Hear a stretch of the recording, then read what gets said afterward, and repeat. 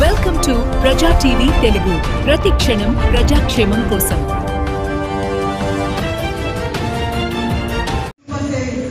కార్యక్రమాన్ని మనకు సెప్టెంబర్ 22న నుంచి కూడా విడుదల చేశారు.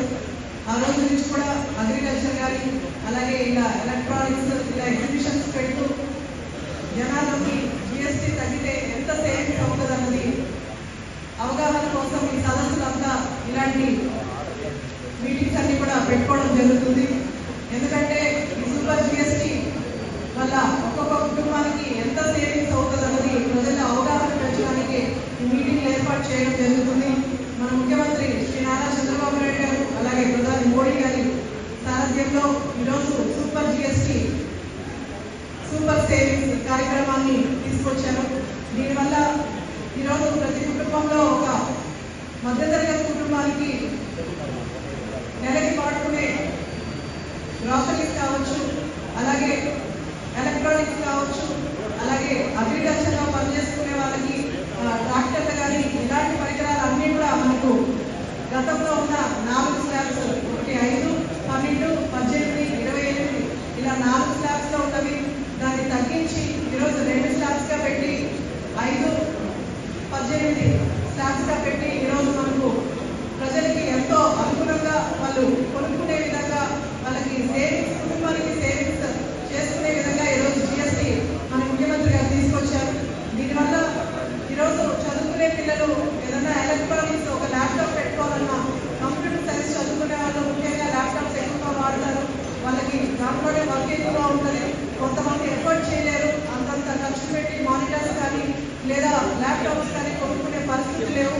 ఈరోజు జిఎస్టీ వల్ల మనకు 5,000, 6,000 వరకు కూడా 10,000 వరకు కూడా మనకు ఎలక్ట్రానిక్స్లో కూడా తగ్గుతుంది.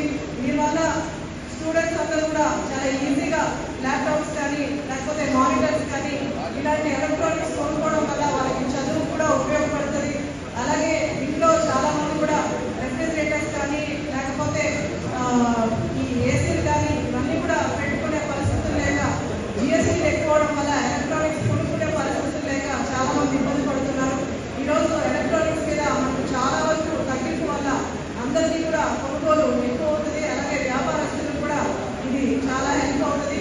మీరు బిజినెస్ పెంచుకోవడానికి కూడా. అలాగే మన ముఖ్యమంత్రి గారు ఎప్పుడు చెప్తూ ఉంటారు, వన్ ఫ్యామిలీ వన్ ఎంటర్ప్రైనర్ అని.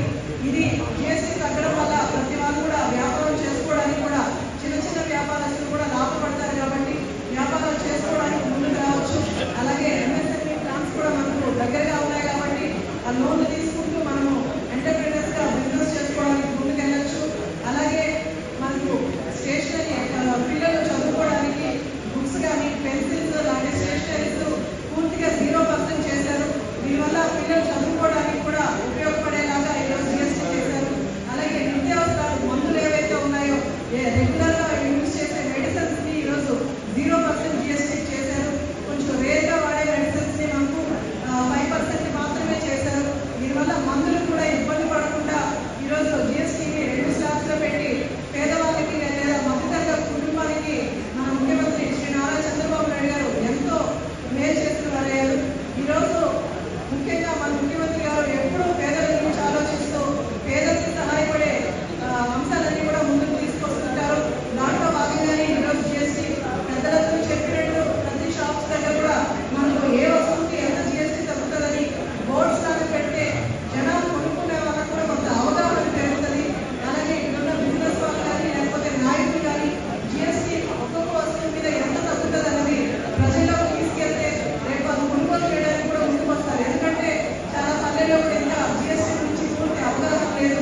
చదువుకున్నారు కాబట్టి మీ అందరికీ అవగాహన ఉండొచ్చు, లేని వాళ్ళకు కూడా అవగాహన. నిత్యావసర వస్తువులు అయితే మధ్యతరగతి వాళ్ళకంతా 18% అంటే బైకులు అయితేనేమి నిత్యావసర వస్తువులు అయితే కూడా 18% 5% చేశారు. ఈ కార్యక్రమాన్ని ఏర్పాటు చేసేటప్పుడు మన ఎమ్మెల్యే గారికి నిన్న సాయంకాలం కలిశారు 4 గంటలకి. ఇదే 2-3 రోజుల నుంచి ముందు కలిసి ఉంటే ఈ పర్సంటేజ్ పబ్లిక్లో పోవాలి. ఇప్పుడు వ్యాపారస్తులు వచ్చారు, వాళ్ళకైతే పూర్తిగా అవగాహన ఉంది ఏ వస్తువు తగ్గించాలా వాళ్ళ వ్యాపారం 18 పన్నులు ఆఫీసర్స్ కలిసిన దానికి వాళ్ళకి పూర్తిగా విషయం తెలుసుకుంటారని నా విన్నపము. ఈసారి మీరు ఏదైనా ప్రోగ్రాం పెట్టేటప్పుడైతే పబ్లిక్ ని ఇన్వాల్వ్ చేయాల్సిందిగా నేను మనవి చేస్తున్నాను. పోతే ఈరోజు ఏర్పాటు చేసిన కార్యక్రమం గతంలో ఏ ప్రభుత్వం కూడా ఒకసారి ట్యాక్స్ పెంచినా, ఒకసారి ఇన్కమ్ ట్యాక్స్ అయితే ఏది పెంచినా కూడా తిరిగి తగ్గించే పరిస్థితిని మనం ఎప్పుడు చూడలేదు. మనం ఎప్పుడన్నా చూసామా? ఒకసారి ట్యాక్స్ పెంచితే పెంచుకోకపోవడమే, 5 అయితే 10, 10 అయితే 15, ఇప్పుడు 18 అయితే 20 చేసి ఉంటారు.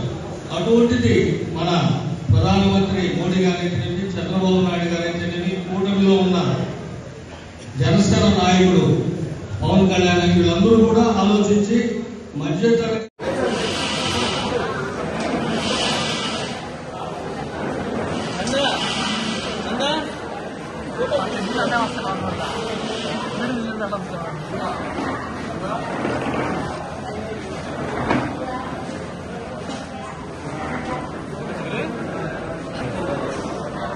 ఎంత